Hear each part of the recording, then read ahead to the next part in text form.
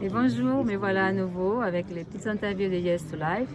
Je suis devant donc ces panneaux qui est magnifique d'un artiste anglais. C'est une communication entre lui et Picasso dans tout l'univers y est. Donc il a accepté de répondre à l'interview donc de Yes to Life, à répondre à mes 3 petites questions. Il est voilà, il est là.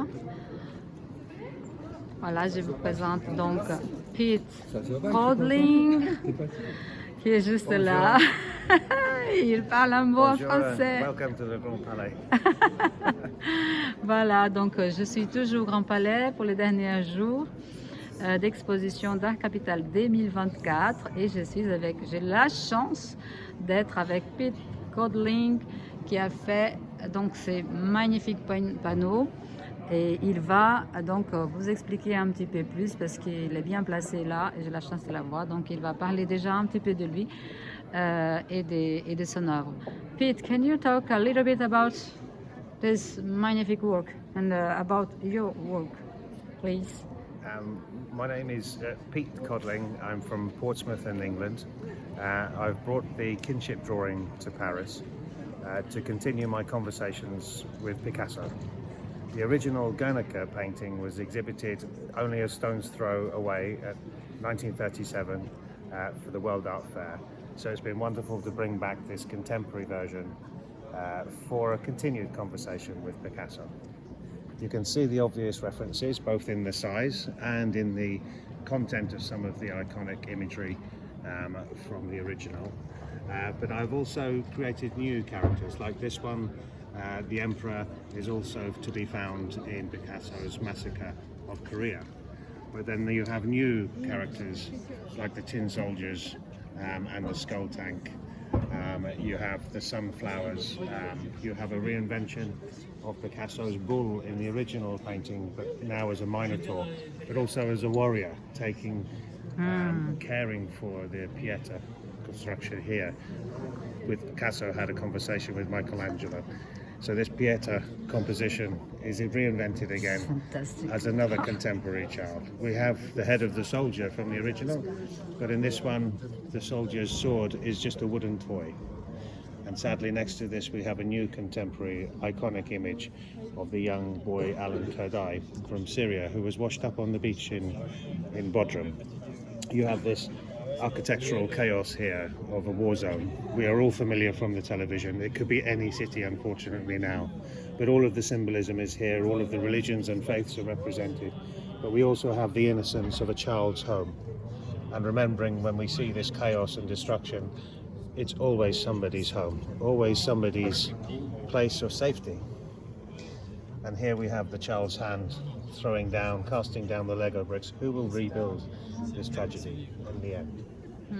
We have new symbols from the television over the last year or so of the tractor used in Ukraine, for example. You have the sunflower as a symbol of Ukraine. You have the bear and you have the eagle, not just of Russia, but also America. All of the war machines of the great superpowers are represented within this drawing.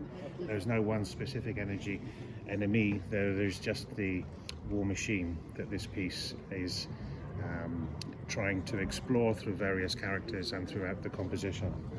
You have Mickey Mouse, for example, who we all know is an international character, but also from the darker side associated with Western capitalism. But then you have the Peppa Pig, we also know as the innocent families, the nuclear family, 2 parents, 2 children, but the naivety and the innocence is what this drawing is about. What the original Guernica book is about was the innocent people, the massacre of the innocents. We have characters like the horse, we have characters like elements like the lamp, for example, originally inspired by Dora Ma's painting, which I thought was fantastic.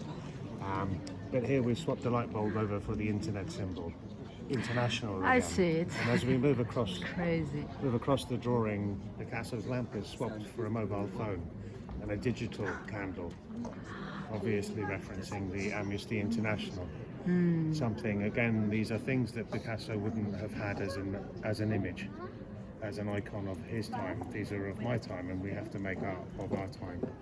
So I see all of this as a conversation imaginary in my head, but also through the research and spending time with the original painting in Rihanna Sophia, to have a genuine, sincere conversation with an artist to say, how do you make a new version? You have lived long time with Picasso these last years. Yes. I mean, I've always been aware of Picasso, obviously, as a young art student, and then ignored him for many years. But this last year took me into direct contact with him to understand him, both through his anniversary. He was everywhere in the last year, but particularly through this project, which has its connections back through Southampton in the UK, where I was working with a school through the National Portrait Gallery in London, and the gallery, Southampton City Gallery, had commissioned a signature piece from me to do a portrait of the city, which allowed me to look into a particular story which connected Southampton to Guernica, and then me back to Picasso, and a wonderful conversation which has created this drawing. Fantastic. Just Some of the children from this school, it's an international school for refugees and migrants, who I was teaching to draw. I've translated their portraits into these portholes of the ship. You can see this maritime reference to the ship. It comes from the story in Southampton. In 1937, 4,000 children came over from Bilbao and Guernica as refugees. They landed in Southampton. They were host with their local churches and mothers who looked after these children. Just at the beginning of the Second World War, within a few years, Southampton and the rest of these cities that we see around the borders started to become famous as well.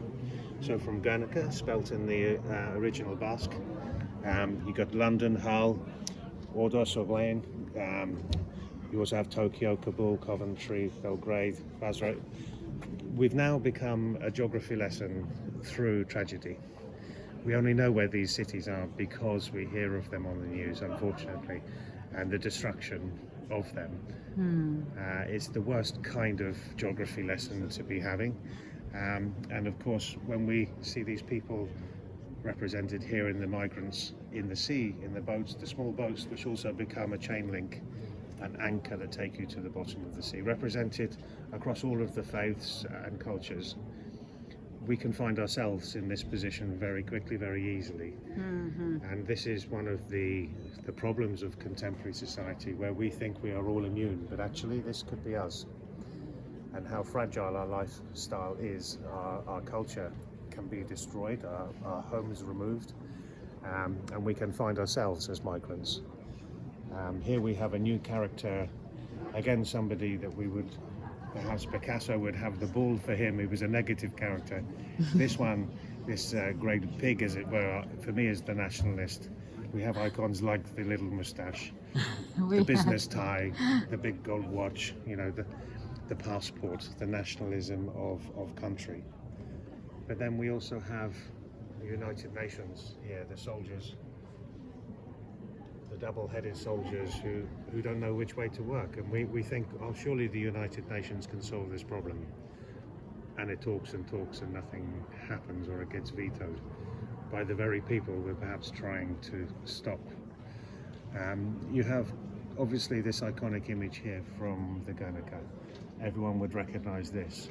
But in the original, it is an architectural window that the lady leans out from. Here it's a flag, but it's also the black screen of the television. And as she reaches across to shine light, instead of a lamp, she has the mobile phone. Okay. And as we go back across here, another connection with Paris, the Statue of Liberty. But here she is the indigenous people, you know, the genocides of history which we were not familiar with or not mentioned in this way, but created mass migration, mass refugees, and continued to be oppressed people in their own lands. So where is this represented? You know, here you have this collection here from the Middle East, a representation of the girls fighting for their right for an education, to uncover their faces from the hijabs, to grow their hair freely without being this symbol, obviously here, the cutting of the hair. Yes. The sacrifice of education, the right to read a book. Perhaps involves having to go to another country or escape your own land just to have an education. It's not about food or war or money, it's just the right to read a book. It forces people to leave one place to find a home, a refuge in another. You have the Venus de Milo here as well, another conversation with Picasso, because I just love the profile of this powerful woman. Yeah. And again, throughout this composition, you have strong women represented. You have the Venus, the victorious courage. You have the Statue of Liberty, Athena. You have the story of women as warriors. You have the story of these young girls in Tehran and Afghanistan fighting on the streets, murdered, humiliated, imprisoned, Yes. too scared or banned from going to school. And I think this is part of the other war that you need to comment on. You can't just have one explosion in one static room, as Picasso tried to create. It has to be more. There is more battlegrounds. If we look here, for example,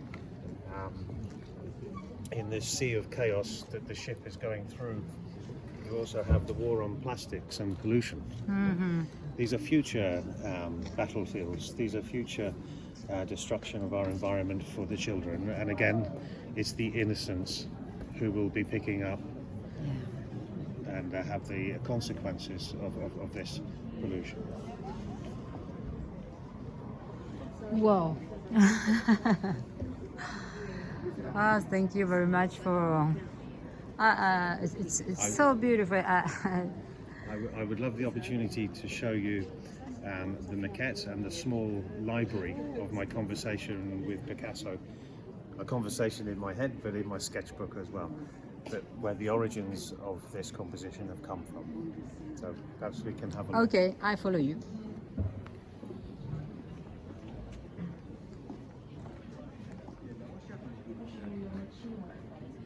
So here we have the working drawings, the compositional studies and ideas for the kinship.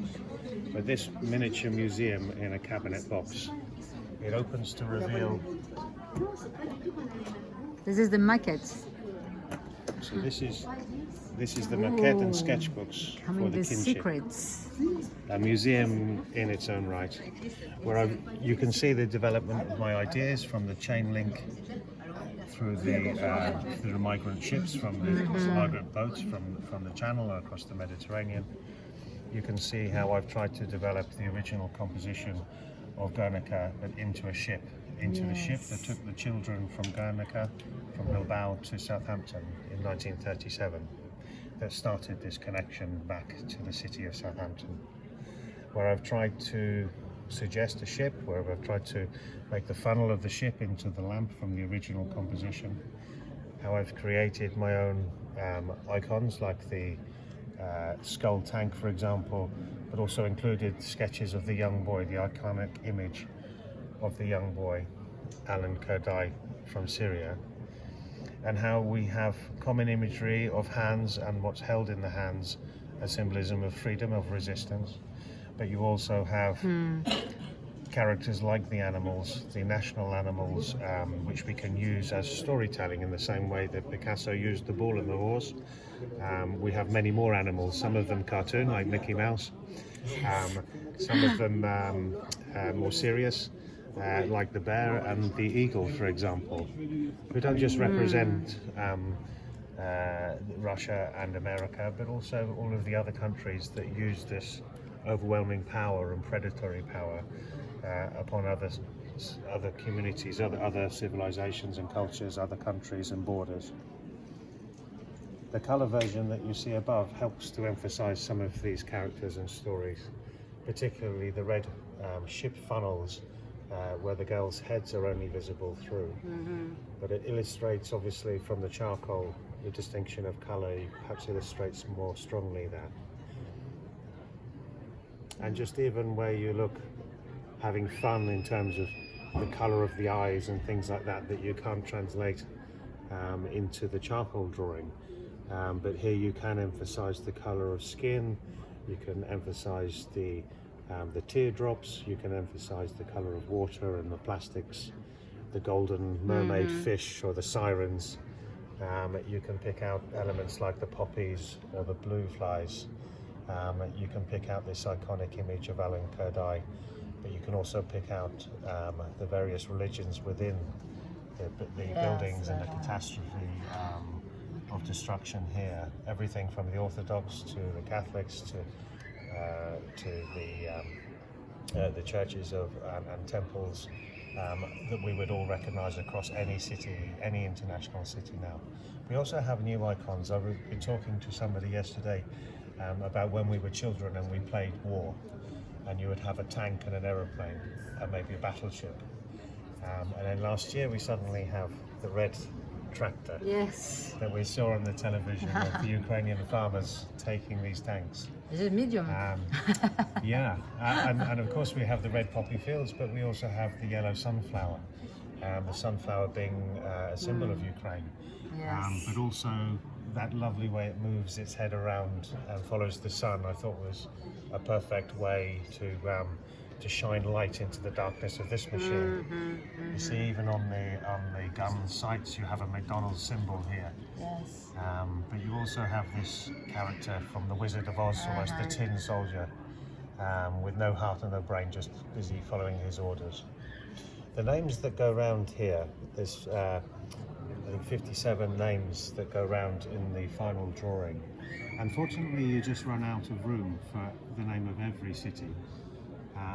And there's no hierarchy here, there's no alphabetical order. I just wanted them to be quite random, but also quite fair. So you may have the goodies or the baddies. So for example, you would have Dresden, but you would also have London from the Second World War.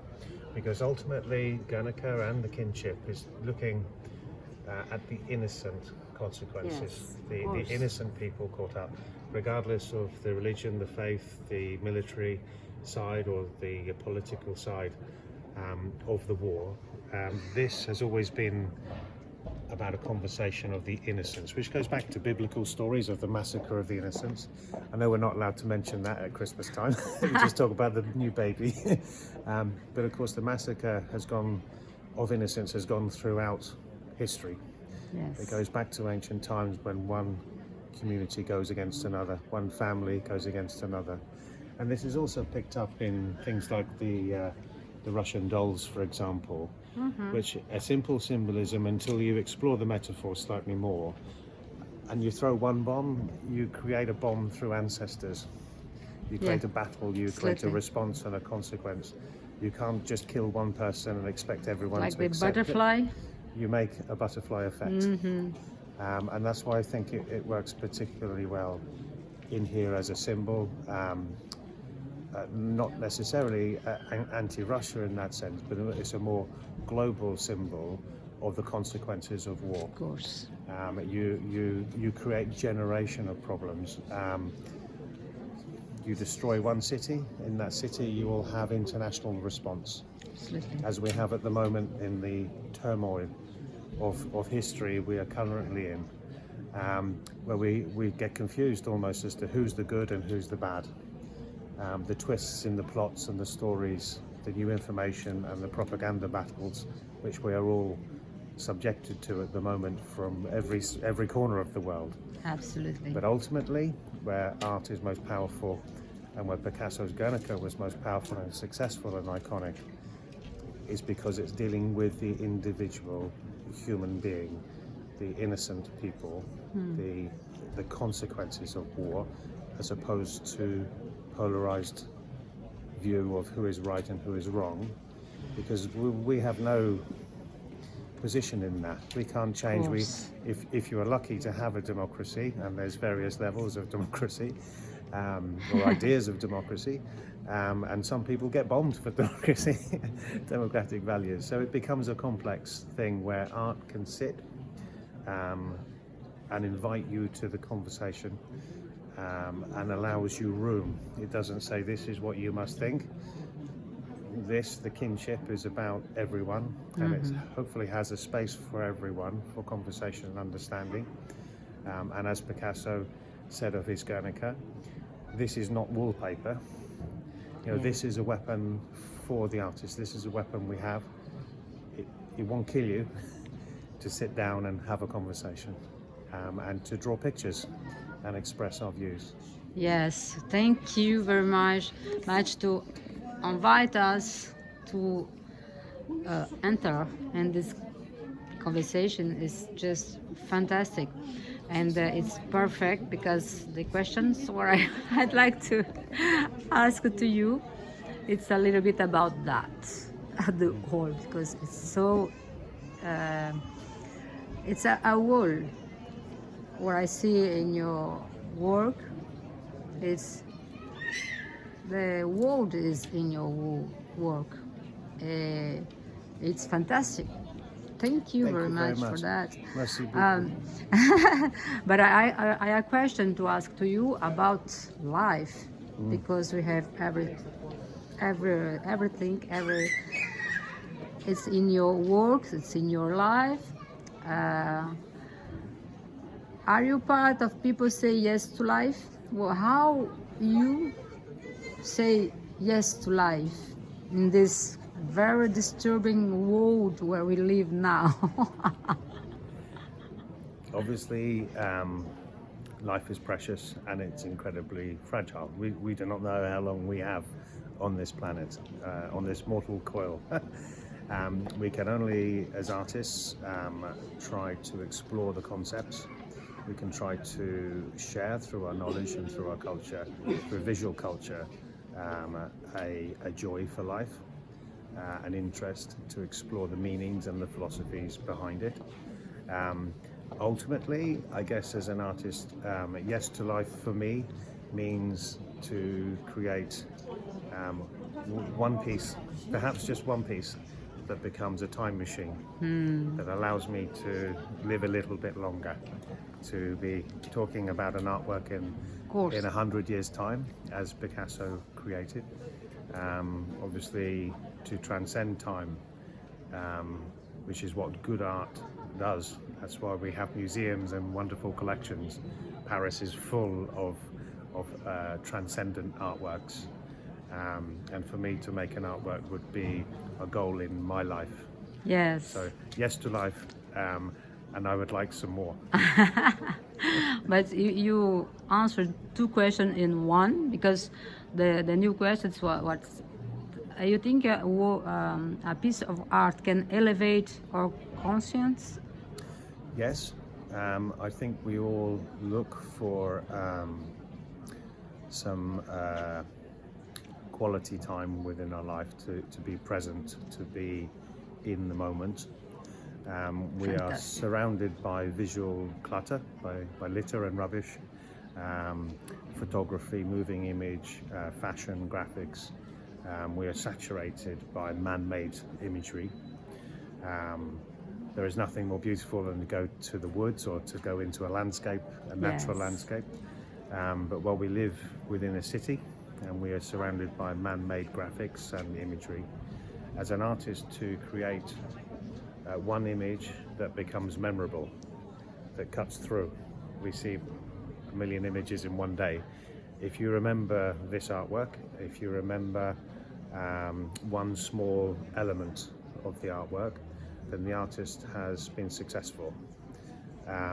It is what all marketeers and businesses want to achieve through their advertising. Yes. But the role of good art to create an iconic piece, it's very difficult to do, but you have to be present and become a conduit of humanity, of consciousness, and somehow capture in a image or a sculpture, or as a poet perhaps, in more words, as a musician in a tune that becomes significant, becomes monumental, and can therefore become more than just a picture. Yes. So the last question, it's about the world where we live today. But we can go back to there. I will just close up the small museum. Yes. And the secret treasures. Of course. from the treasure. Yeah. And the last question is way back to the last question is about the world now where you live now everything is there, I know. It's all already in your work. But you, personally, what do you think about the world where we live today? How you do to live serenely in this world, very disturbing today. But for me, I think because my role as an artist is vocational, it's more priest-like or spiritual. It's not for the money. It is about the quality of time and essence that you are here. It is about appreciating our moment, our laughters, enjoying the fact that we have choices, we have freedom. Sometimes you must fight for that freedom for a future generation, and that is where perhaps as an artist our weapon is through drawing. For me, it's the simplicity of charcoal is my preferred weapon of choice, my sword. But the world is becoming more consumed, obviously, with technology, the saturation of digital imagery, the manipulation, and the destruction of originality to a certain degree through artificial intelligence. For me as an artist, my choice of charcoal as a medium, as my main medium, is about being human. It's about the basic mark making. It's about being at one with the material and having an empathy for real material. And I think that is, each artist will have their own choices, but whether you're working in clay or basic pencil or charcoal, whether you're working in color. But for me personally, charcoal is my thing. And I think in the world, it's a close connection with the environment. Yeah, it's all in charcoal. This is all charcoal. Most of my big drawings will all be in charcoal, and I think that monochrome, that basic quality, but also the cascura that you can create, the illusion, is very compelling for people. By removing color, you ask them just to enjoy the most basic, playing with shadows, playing with light and texture. With just one material is a challenge for me as an artist, but it's something, the challenge I accept. Yes, the challenge of life. It's a real challenge to live today in this world. And one of the things with this, like life, you cannot have any regrets. With charcoal you on canvas, you can't erase, you can't rub it out, so you can't go back.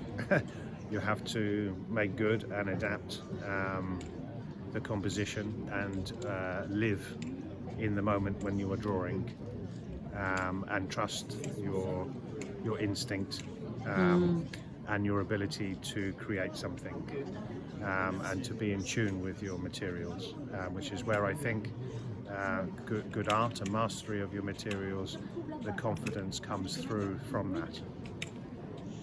Fantastic. Well, thank you very much. Maybe a little, yes. Do you have a little sentence to tell everybody go to see this work? I would. Unfortunately, this is the last day, but I would invite the world to come and visit very quickly this afternoon. But also to perhaps follow on the internet the story, because I think this artwork will travel, hopefully internationally. It will gather its own conversation. Yes. Already in my head, I have another version of this.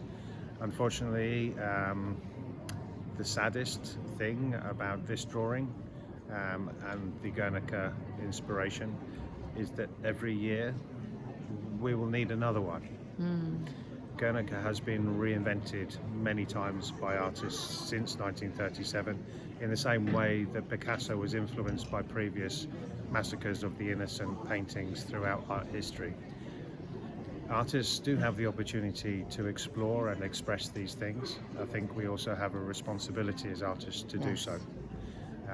So I invite you to follow me online on my journey with my artwork, but also to use your art to help bring peace to the world, to make a better world and to live life and say yes to life. Yes, to life. That's perfect.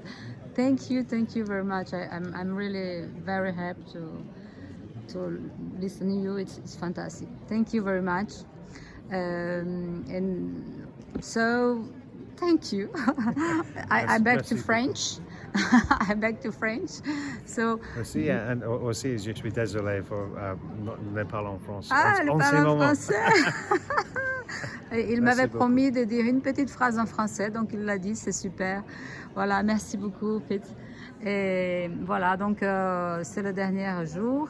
Voilà, je vous montre un petit peu encore. J'ai fini avec un gros un plan de cette magnifique œuvre.